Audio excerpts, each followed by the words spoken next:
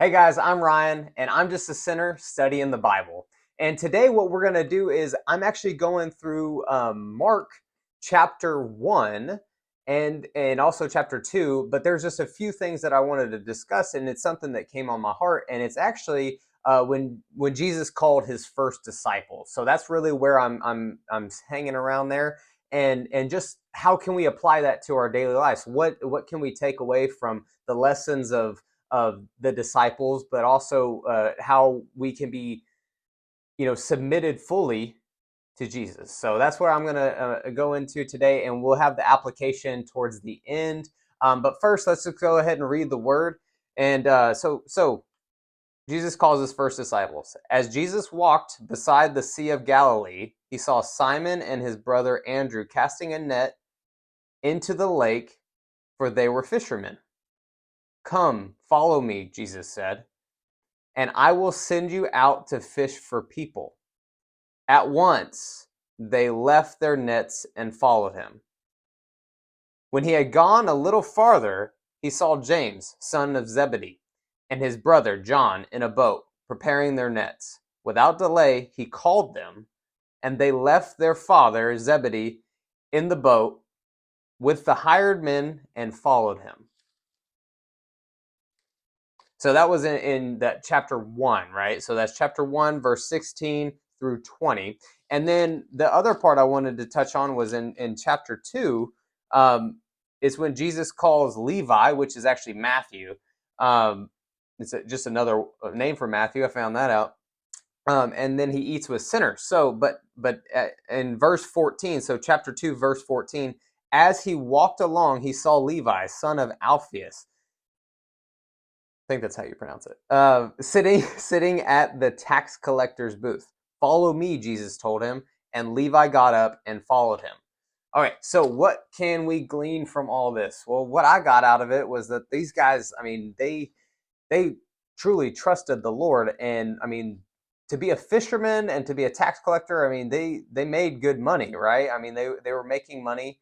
They were doing all the things that you're supposed to be doing, so to speak, in the world. Um, and from what I've heard about all those fishermen was actually that they were pretty successful, and their identity was as a fisherman, right? And Matthew, or Levi, his identity was as a tax collector, and he was actually despised by everyone. So again, it's just kind of interesting. But where it puts on my heart, and where I'm looking to apply this in my life, is actually just, where is my identity? And I think that when we put our identity in things that are temporal, things that are temporary, things that will not last, whether that be money, career, fame, any of that, it doesn't last. So if we're putting our identity in that, we will always be unsatisfied. And these guys, it's like they just dropped everything and left. Well, as you start to kind of read more, it talks about like how James, John, and Andrew and Simon Peter, uh, how they this wasn't their first encounter with Jesus, but after a while their heart started to warm up to him, and then they trusted him and they left everything. As far as Levi, or Matthew, he left it immediately. So it's kind of interesting. And then Matthew was used in such a way. He wrote. He was good at recording things. So he actually wrote all of Matthew, right? And so he recorded the greatest story ever told. He recorded Jesus's life. So again, it's pretty interesting that how God can use you. He can use your skills and your abilities from the work that you do now to glorify the kingdom. So I think, what can we glean from all of this? So just unpacking it, I always like to end with application. So how can we actually go about this? You got to ask questions to yourself. So does the Lord want me in this job? Can I glorify the Lord in this job, or do I need to seek other employment? Does the Lord want something else for me? Is he calling me, and am I holding back? And those are questions you have to ask yourself, and you have to ask in prayer.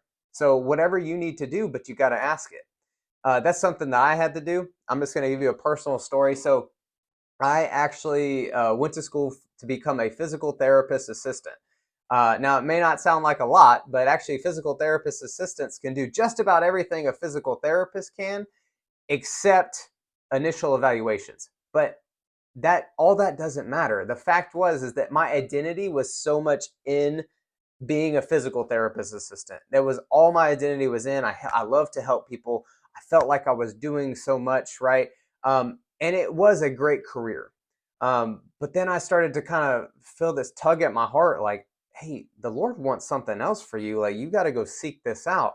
Step out in faith. I have plans for you, plans to prosper you, not to harm you, plans for a good future. And I felt all this calling and I denied him. I was just like, no, I need to stay in this. This is my, and I started to become overwhelmed. I started to become so stressed. I started to actually, and I'm going to get real with you, I started to get burnt out. And in the physical therapy field, that's a big thing is burnout. However, for me, I always thought I felt alive with treating patients and loving people and making home exercise programs and dry needling and doing all the things that I did, but that's not my identity. My identity is that I am a child of God and I follow the Lord. So if the Lord is calling upon me, I follow it out. And that's what spoke on my heart. And again, that was a lot of prayer because that was not an overnight decision. I didn't just go, hey, I'm quitting this job. It was me and my wife, and we got together and we really talked about this. I sought the Lord on it. I sought wise counsel on it. And then I just stepped out in faith. Now, again, to follow the Lord has many topics, but you can follow him in first conversion, right? When you first convert, when you first give your life to the Lord, or you can follow him throughout life because we're always going to have to follow him. The disciples didn't just stop following him after they converted, right? They followed him, they believed in him, and they continued. So, again, what can we glean from this? What can you take from this whole thing?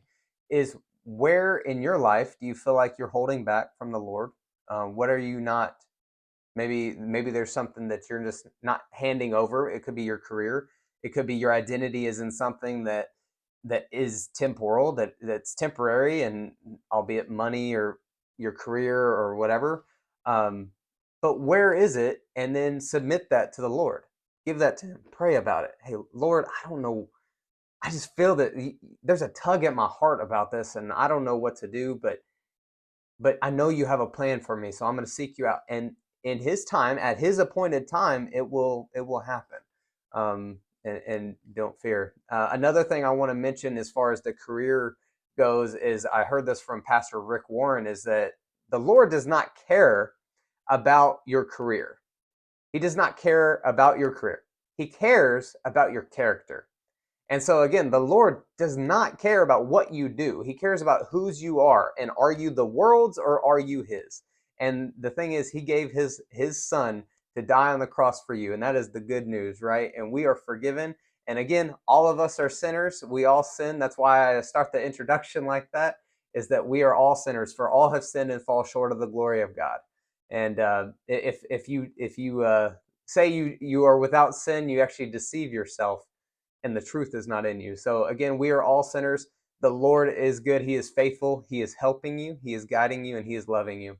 Guys, if you like this content and you want to continue in this Bible study with me, just like and subscribe. Don't miss a video and we'll see you on the next one. Take care.